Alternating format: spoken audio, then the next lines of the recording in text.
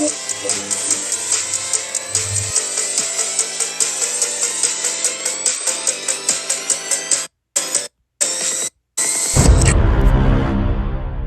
is going on, everybody? It is the Williamans. You can take care of back at it with another review. And yesterday I was able to check out one of my most anticipated movies of the year, Sinners, directed by Ryan Coogler. But before getting sexual, beginning of the review itself, guys, don't forget to subscribe if it's the channel because number one, it's absolutely free. Number two, also maybe help with the YouTube algorithm and recommend the video to more people, and maybe they could join that. Yes! And you feel free to comment your thoughts on Sinners down below. But before we get into the actual beginning of the review itself, guys, let's give a quick plot synopsis of the movie, shall we? So transition and choose. Trying to leave their troubled lives behind, twin brothers return to their Mississippi hometown to start again, only to discover that even greater evil is waiting to welcome them back.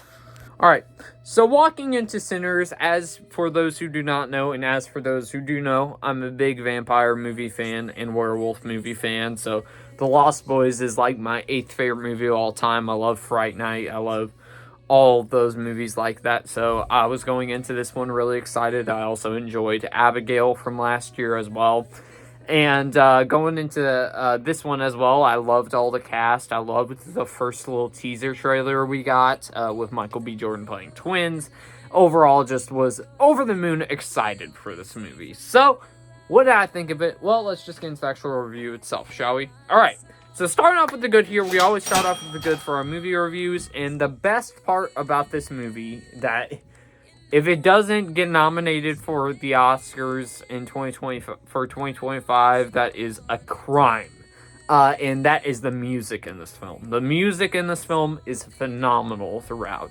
We get little hints of it throughout, like, the second trailer, and it is very phenomenal in here. Especially for one sequence in the Jew joint that I thought was extremely well done in this film. The thing is, too, it shouldn't really mesh well with a movie like this, but those music and musical numbers actually added to the film and added to how unique this film is. Another thing here, the directing by Ryan Coogler. Another thing that I wouldn't be surprised if Ryan Coogler is nominated for Best Director of this year. He continues to have a really good track record with his movies because even though I haven't seen all of his work, like I think there's only one of his I haven't seen, but I obviously love the first Creed and I like the 2 Black Panther movies a lot. So and this is yet another film to add to his catalog of movies that I like or love. So, and he delivered yet again as a director. Another thing, and it's very impressive as well, I will admit, because this is his first, like, horror outing. So, and I think he delivered in that range too. So he did a really good job with that. Another thing here, the cast. The cast in here, amazing as expected from the trailers. I mean, if you're talking about the cast in here, you gotta talk about Michael B. Jordan as Smoking Stack in here. So similar to Robert Pattinson earlier this year with Mickey 17, he does a great job at making the 2 characters distinct. As well, I thought all the surrounding cast was great too. You have a newcomer, I believe. Well, I don't know if this is his first film or not, or if he's been in other little smaller films here and there, but you have Michael Caton, I believe that's how you pronounce his name, in here, who plays the cousin of Smoking Stack, and I thought he did phenomenal as well. Haley Steinfeld in here as well does a very good job at in her role at being kind of like a seductive little vampire that we've all seen in the trailers. So she's definitely very seductive in this movie, and also all the other surrounding cast as well. I don't know the names necessarily of them, but they do great as well in here.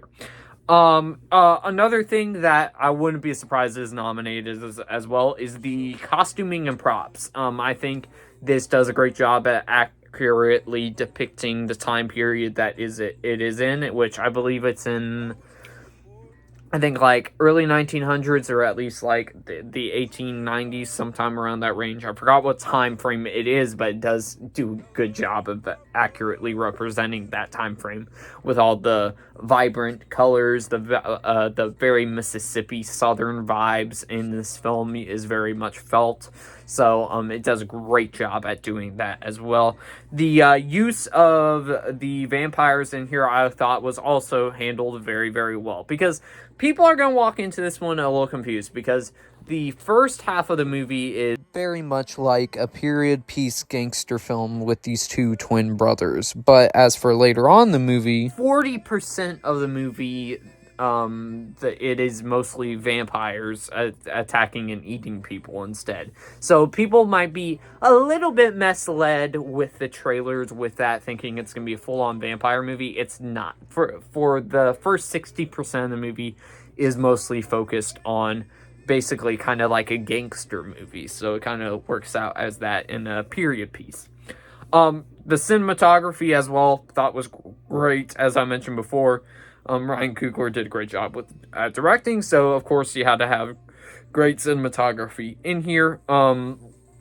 There's also a mid-credit scene in here that actually works kind of nicely, where it kind of ties things all together with the ending of this film, and certainly adds a little note to it that I actually really enjoy, where it could be a one-off movie, or it could be there could be a sequel perhaps somewhere down the road from exploring more of this world. So they did a great job at that. The production design as well, very fantastical in how accurate it looks to the time frame, as I mentioned before. The final act of the movie is where you get the most vampire carnage candy, and I think it certainly delivers in that, and I'm glad they kept most of the vampire carnage candy away from that, because when it gets there, don't get me wrong, it's not like overly gory. I don't want to hype it up, but once you get to it, I think it definitely does serve very, very well. The writing in here as well, very phenomenal as well. Very unique script in how it is written, with all the dialogue that you have in here. So that worked out very, very, very well in the movie. As for the final positive of the movie is the sound design. I also think the sound design, even like the little small parts of it that you get in here with all the weapons against the vampires, I think the sound design is great. Even just some people chewing on garlic actually is used pretty well throughout the film. Alright, so that is the good done. Now let's move on to the mixed aspects. And as for negatives, by the way, I don't have any. I don't have any negatives. I just have 3 mixed things. One is not necessarily a mixed aspect of mine, but it is certainly a mixed aspect for viewers watching at home going into this one expecting like a full-fledged vampire movie. As I said before, where 60% of it is a period piece gangster movie, and then 40% is vampires hunting people at this Jew joint. It's definitely, the pacing is gonna throw a lot of people off, and they might be bored at the movie, but for me, the pacing definitely worked in fleshing out this world a little bit more if we were to explore it more with sequels. Now these are the two mixed, two things I am generally mixed on. So there is a mid-credit scene, and then there's also a post-credit scene. And as for the post-credit scene, I don't know necessarily what it meant. It's more like just one final musical number, kind of. But it doesn't really explain what it's supposed to mean, really, for me, at least.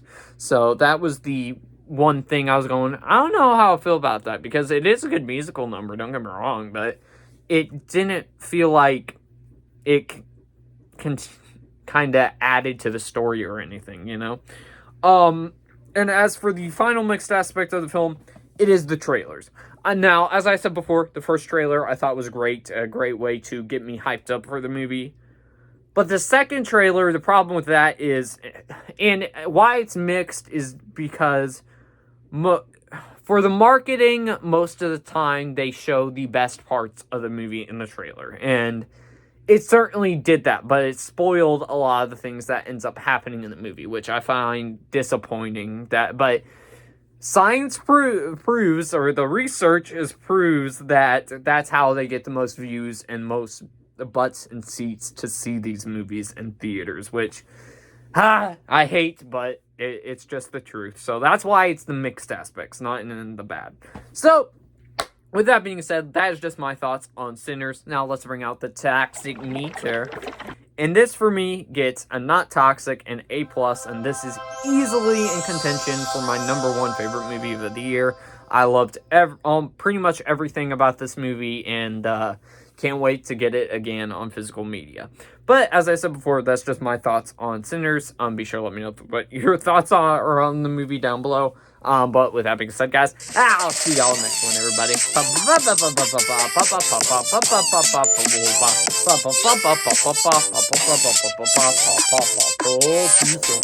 out.